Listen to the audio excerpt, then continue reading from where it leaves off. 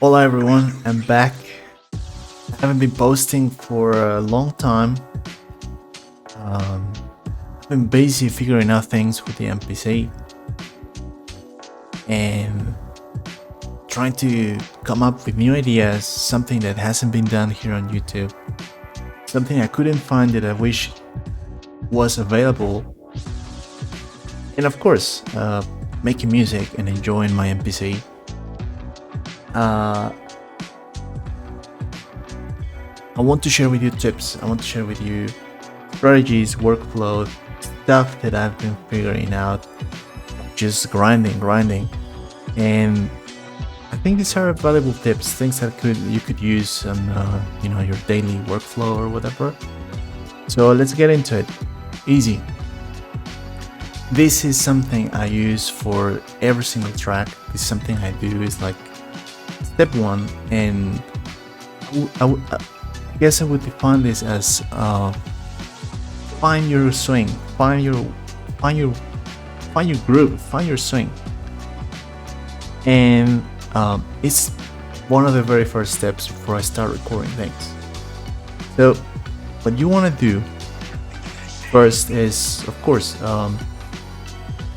jam, enjoy yourself, but come up with a set of instruments. Let me show you. So here you see in this section I already have 12 tracks with stuff, right? And at the bottom I have kick and snare, hats, percussions, and bass. For me, these four are my groove elements. They're like critical for groove, and I need to make sure that they're all grooving all together.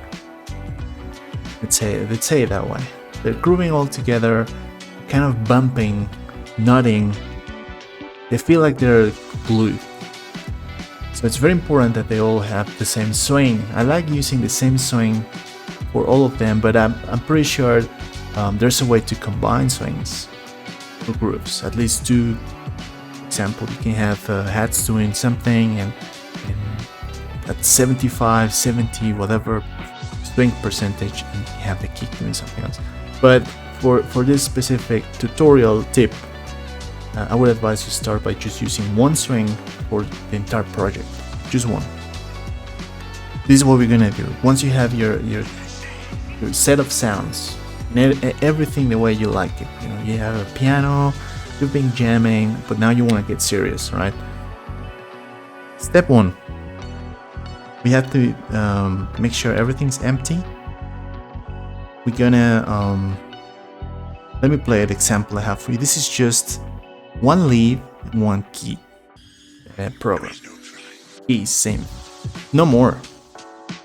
You don't want much. You probably have the idea in your head, and that's fine. You want to retain that idea. You want to keep on listening to your head and not getting way too distracted with whatever is happening here, because you want your idea to match whatever you produce in real life. You transfer your idea as clean and as transparent as possible to the MPC.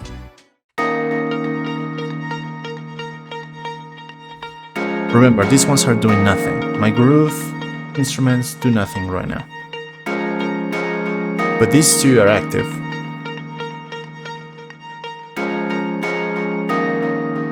No lead. In case you feel like the lead is forcing a groove, then just have something like this, a synth, a reference. You could also activate the metronome.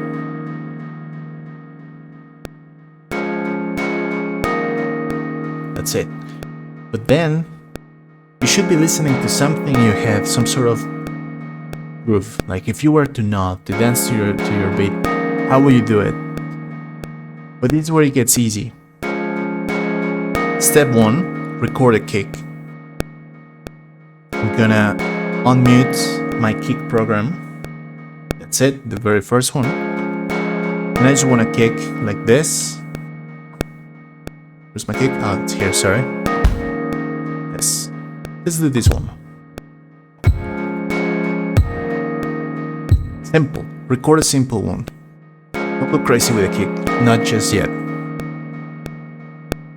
Okay, so simple kick.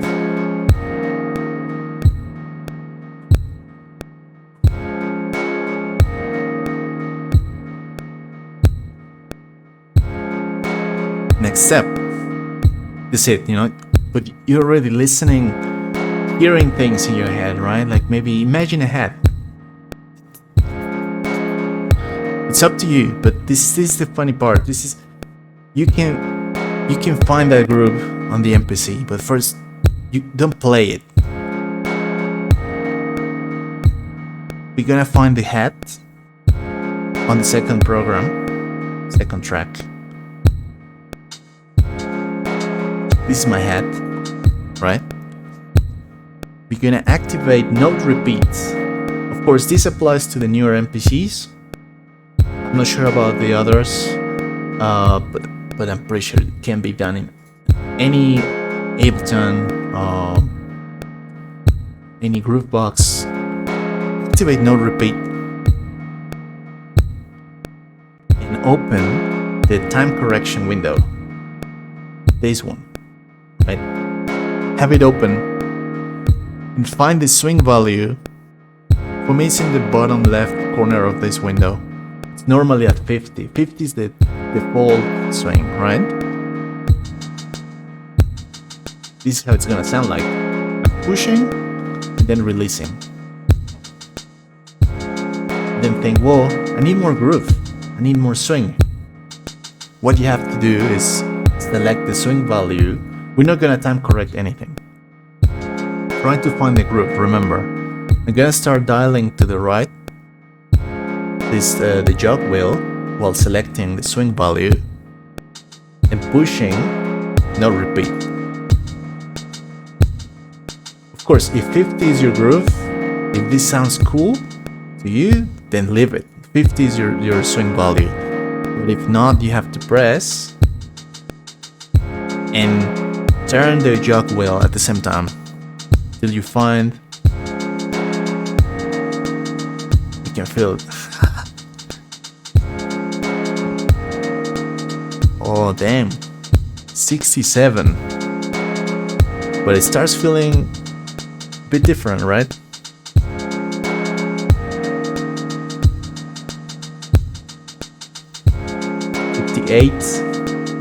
I'm still pushing. Now you can play a little bit with it, you know?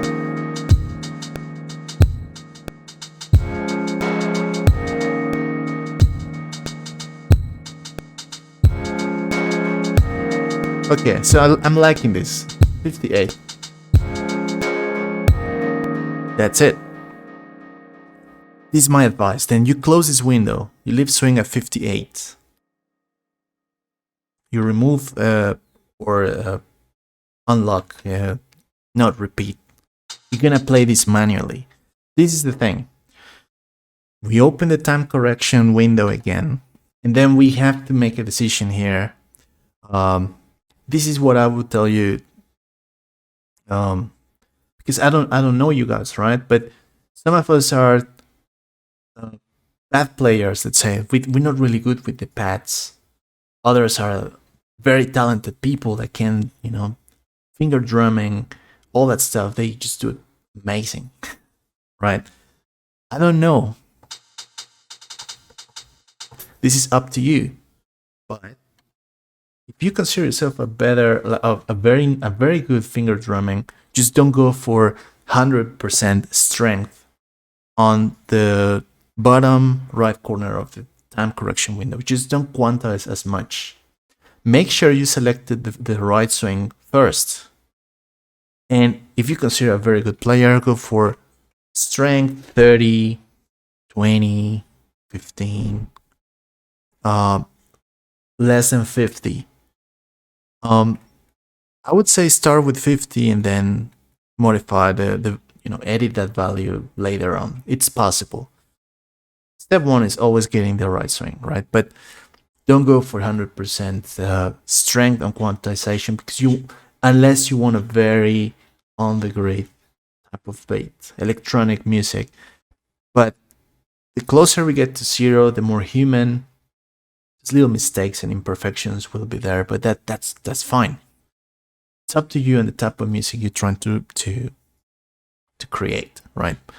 But well, I'm gonna go 50 and I'm gonna record a hi-hat pattern, and you'll see how this quantization does its job and pushes things, a little bit to the left or right, as per the strength value that we already decided for the TC time quantization MPC function. So let's go.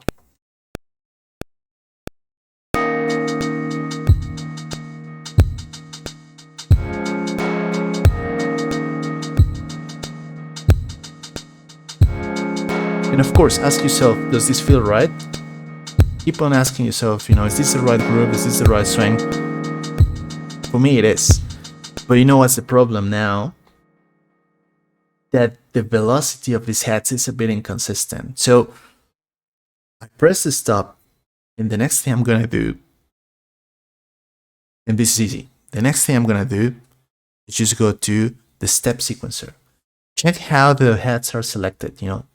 That pad is selected right now. Like you can see these little events highlighted on the screen.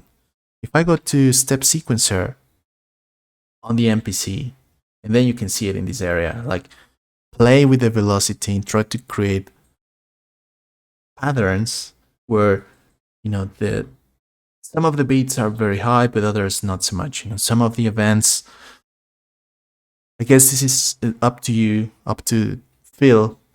But if you have a very nice pattern on the hats and pretty much overall in all the tracks of your project, you won't need crazy compressors. So this is good discipline. Just go to the step sequencer, edit this, try to find the pattern that feels right, and then listen to it again.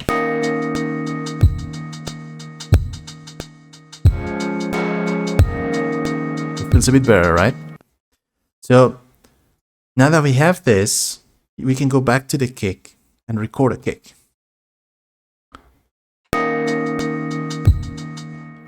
So let's record a kick.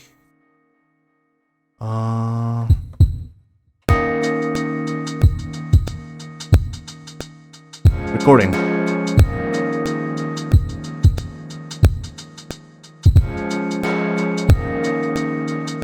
And stop, go to the step sequencer and see what's going on.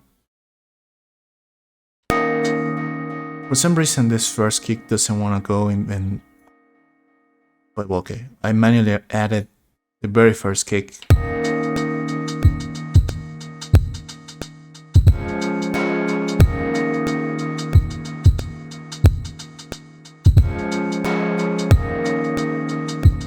Nice. Step sequencer, perfect for checking the velocity levels of one pad. It's perfect. And of course, unless you have a huge sequence, but if you have a sequence with 4 bars, it's nice. You go bar by bar, checking, comparing. It's essential for group.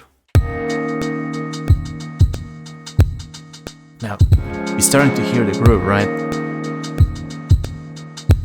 Now we're gonna go back to the other hat program.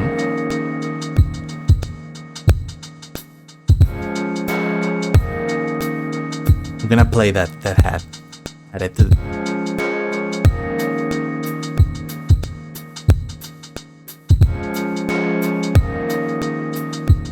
50% strength on quantization.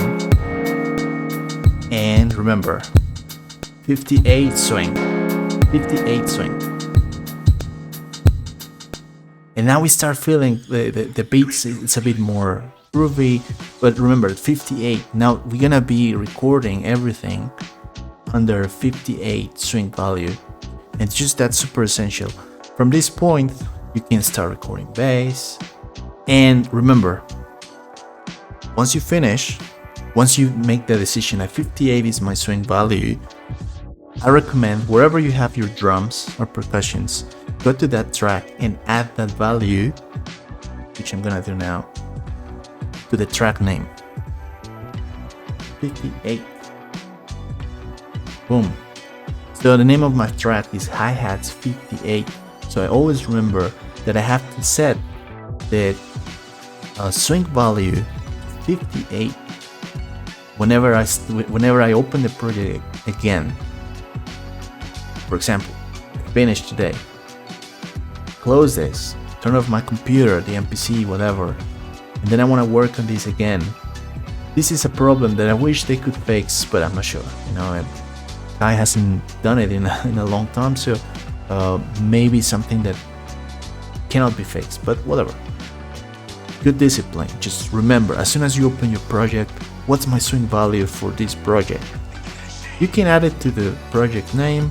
I don't know, sometimes you want different information on that name, like the key or the date. So for me, what works is on the hi-hats track, add it there, 58, and boom, we're good to go.